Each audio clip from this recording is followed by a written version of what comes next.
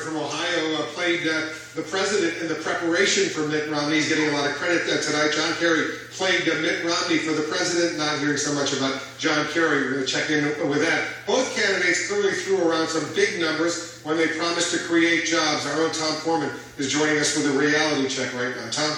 You know, Wolf, this has been the dominant issue of this entire election. Jobs, jobs, jobs. Who can create them, who can't, and it was the first issue that these candidates lit into tonight. Listen. Over the last 30 months, we've seen 5 million jobs in the private sector created. The auto industry has come roaring back, and housing has begun to rise. There's suffering in this country, and we talk about evidence. Look at the evidence of the last 4 years. It's absolutely extraordinary.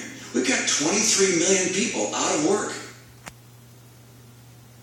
You heard the fundamental claim there. The president says he created 5 million jobs. Mitt Romney says not so much. Let's look at the facts and figure out what we can. In 2009, this is what the country looked like. Everywhere that you see a brown state, they were losing jobs in the first full year of Barack Obama's presidency. Look at Ohio over here. Unemployment at that time, 10.6%. But 3 years passed, we see some increases in various job areas, retail, healthcare, education, and look at the map today. Every state that becomes lighter in this picture is a state where there was an improvement in the unemployment rate over that period of time. And I will tell you there were a great many of them out here. The unemployment rate over here for Ohio also changed 7.2%. Look at that massive change in the country in terms of the improvement in terms of states that are no longer losing jobs, but are now making jobs. To make that happen, the Bureau of Labor Statistics says, in fact, we have to have a lot of job creation. How much? 4.4 million jobs created. What you don't hear so much about, though, is that in the dark days, we lost 4.3 million jobs. So the net gain, according to the official record so far, is only 125,000 jobs.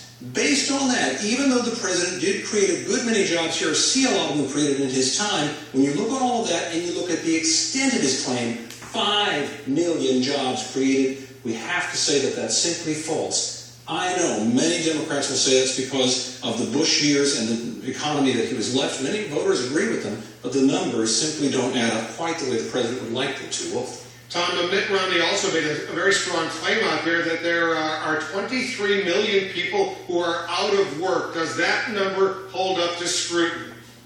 That number certainly bears scrutiny, Wolf. Imagine this. We have about $51,000 is the median income in this country. Let's bring up some tools here to talk about how he would come up with such a number. This is roughly what everybody in the country is making. Well, low wages over here, mid wages, high wages. Look what happened when the recession began. Everybody lost jobs, but the low-wage jobs lost less. And when everything started coming back, look what happened. The low-wage jobs came back more while the mid-wage and high-wage didn't do so well. So the truth is, we lost better-paying jobs than we got back. That's part of what Mitt Romney is counting. He's counting unemployment. He's counting people who have given up on looking. He's counting people with part-time jobs who would like to be full-time. And he's counting people who are underemployed.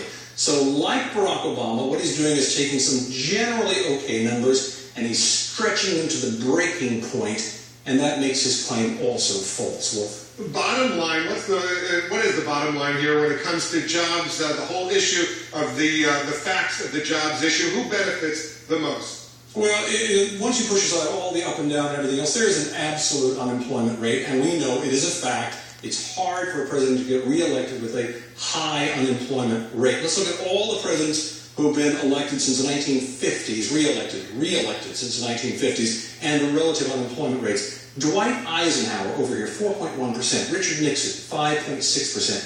Ronald Reagan, 7.5%. That was huge in its day.